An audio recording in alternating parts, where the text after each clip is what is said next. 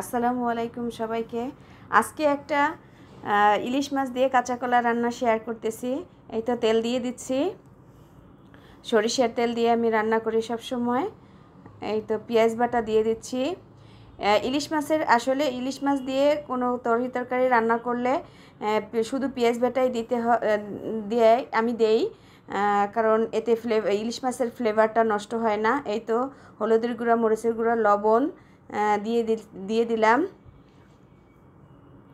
এখন একটু নেড়েচেড়ে কষাই নিচ্ছি।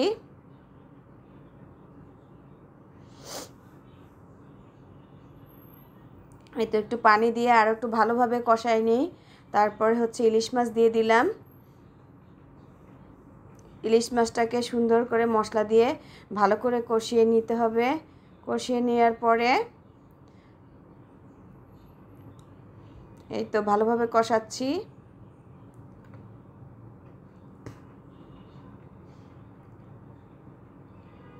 কষানো হয়ে গেলে একটু পানি দিয়ে, এই যে পানি দিয়ে দিলাম।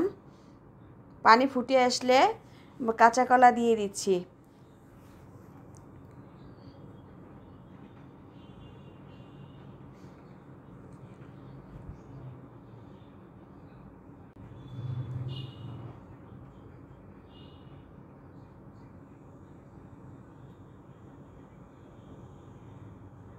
একটু নেড়ে চেড়ে দিলাম। এই তো রান্না প্রায় শেষ হয়ে গেছে। রান্না হয়ে গেছে ইলিশ মাছ দিয়ে কাঁচা কলা। এটা খেতে খুবই স্বাদ। এটা শুধু বরিশালের মানুষ এটা খাওয়াটাই করে। খুবই থ্যাংক ইউ।